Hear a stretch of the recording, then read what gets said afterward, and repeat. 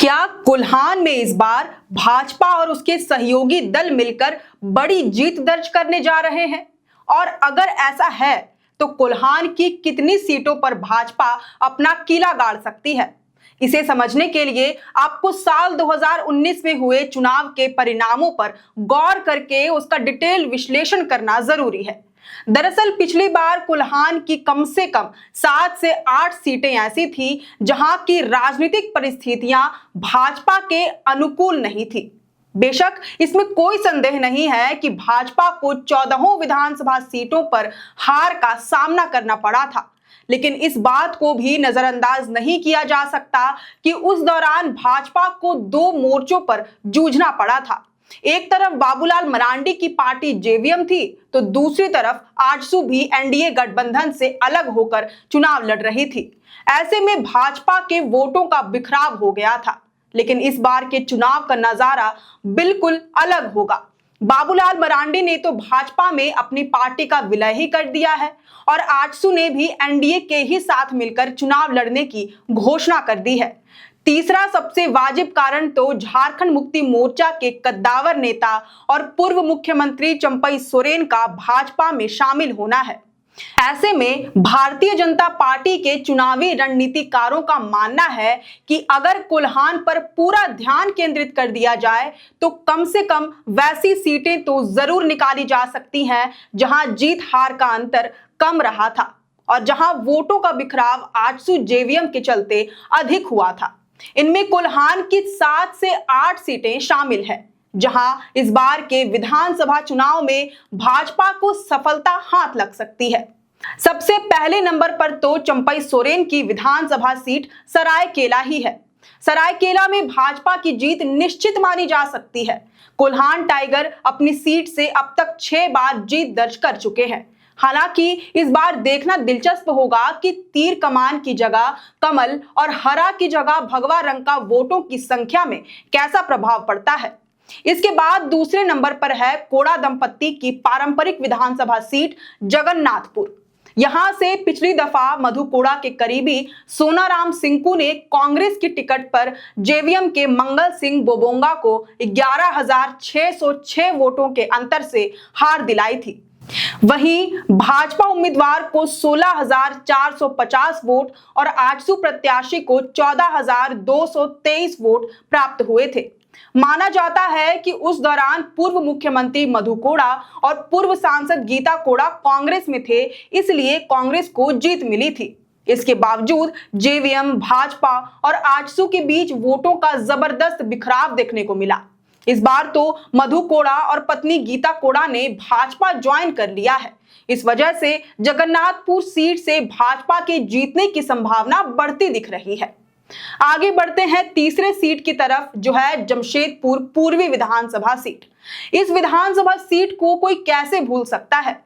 पिछले दफा तत्कालीन मुख्यमंत्री रघुवर दास अपनी ही पारंपरिक सीट से हार जो मान गए थे।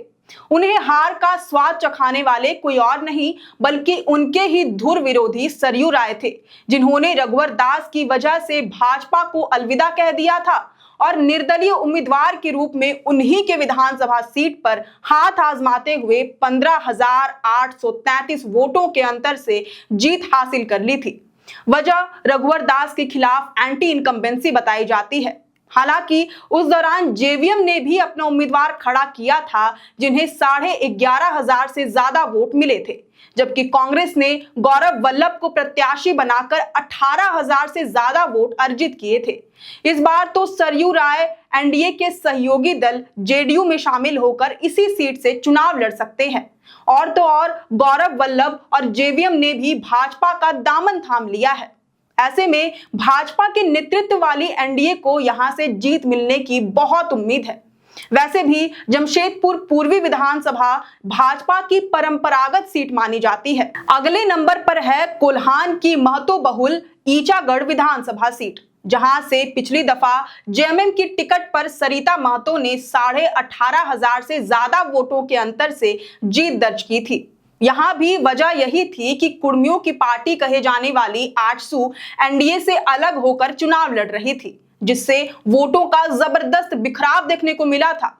आजसू और भाजपा दोनों के उम्मीदवारों को इंडिविजुअली 38,500 के लगभग वोट मिले थे।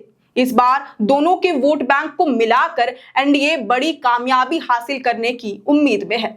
इसके अलावा बात करें जुगसलाई विधानसभा सीट की, तो साल 2019 के विधानसभा चुनाव में आजसू के उम्मीदवार ने मुकाबले को त्रिकोणीय बना दिया था। यहां पर झारखंड मुक्ति मोर्चा के कैंडिडेट मंगल कालिंदी ने भाजपा उम्मीदवार को करीब करीब 22,000 वोटों के अंतर से पछाड़ दिया था।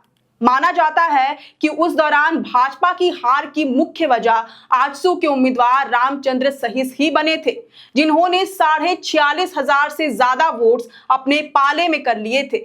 इस बार के चुनाव में तो एनडीए कैंडिडेट को भाजपा और आजसू दोनों के वोटरों का संयुक्त रूप से फायदा मिलेगा। ऐसे में जुगसलाई विधानसभा में जेएमएम का पलड़ा हल्का दिखाई दे रहा है।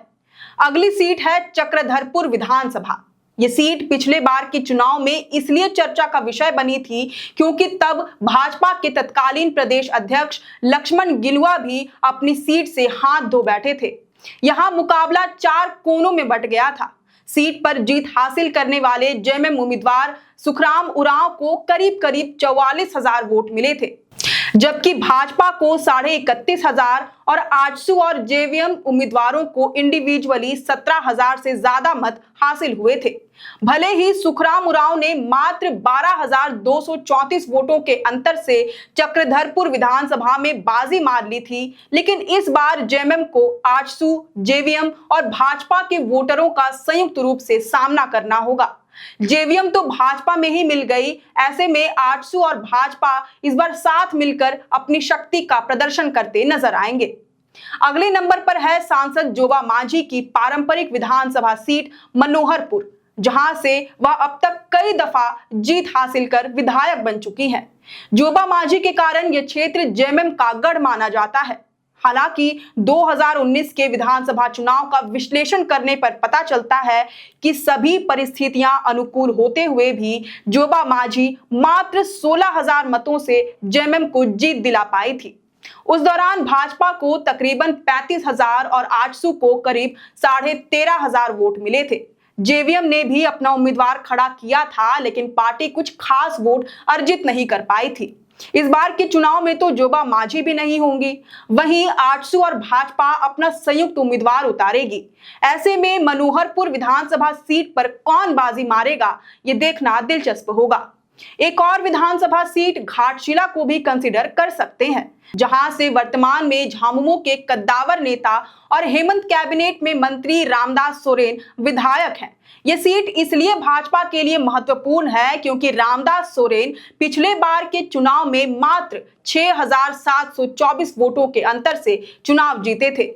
उन्हें मिले थे 63,531 वोट्स और भाजपा उम्मीदवार लखनचंद मार्डी को मिले थे 56,807 वोट्स। तीसरा धड़ा तब आजसू उम्मीदवार प्रदीप बालमुचु ने खड़ा किया था, जिन्हें मिले थे 31,910 वोट्स।